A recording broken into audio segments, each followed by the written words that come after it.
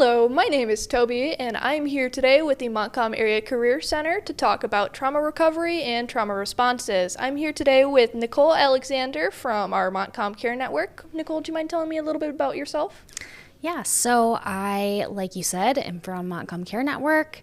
I am actually school-based, so I work over at Montebella, K through 12, and I do individual and group therapy there. So one of my first questions for you is, what type of age ranges do you tend to see the most? Okay. So I work with all of the grades. I would say right now my busiest grade levels are the middle and high school, but I definitely have a good amount of the elementary aged kids as well.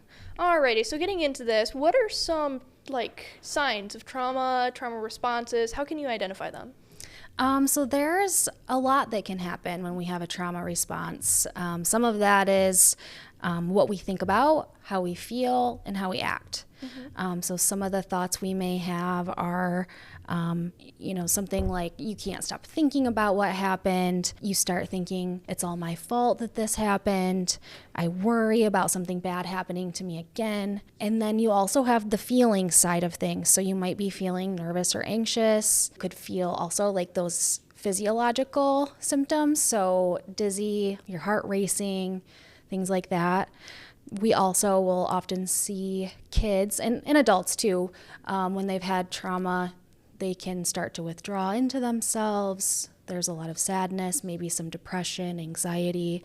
All of these things start to surface where they may not have before. And as far as how we're acting, we can become very easily startled because we're kind of always looking over our shoulder, making sure that we're safe. We might have trouble sleeping. You might notice that somebody's not taking care of themselves as much, or maybe this has happened to you and you're feeling that way and just can't keep up with things. So another thing I was going to ask is, for those of us who have family, loved ones, stuff like that, who are showing these symptoms, what are some ways that we can get them help or resources without accidentally causing them to draw in on themselves some more?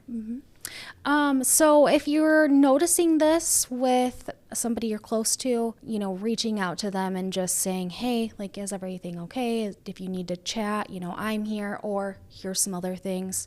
What I would recommend is, if it's in a school setting, saying, have you thought about talking to a counselor or even a trusted teacher or adult in the building?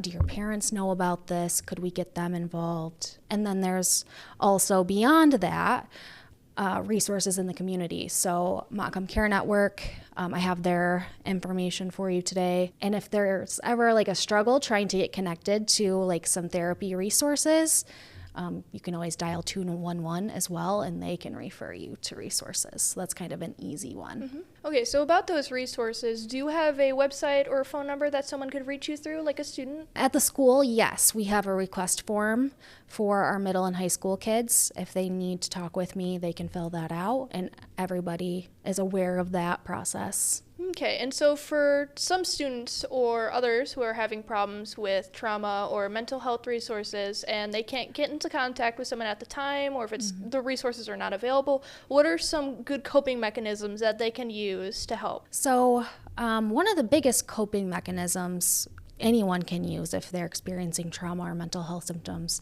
is to talk to somebody. So if an adult is not readily available, making sure we're lining that up, but also talking to those closest to us. So maybe those are some of our peers or friends. There's also a lot of different strategies that we can do to calm our nervous systems down. So deep breathing. I recommend box breathing because it's sort of a visual at the same time. Doing intense exercise, so maybe going for a jog, weightlifting, things like that, are also a really great way that we can keep ourselves regulated.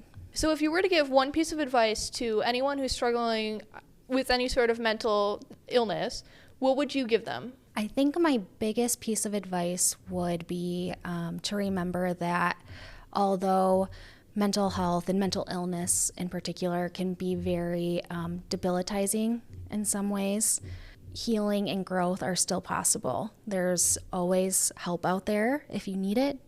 And there's many, many different ways that people get through mental health issues. Alrighty, and I would like to thank you once again for your time and for all this assistance. Once again, to my audience, this is Nicole Alexander from the Mental Care Network for our trauma recovery segment, and I would like to wish you all a good day.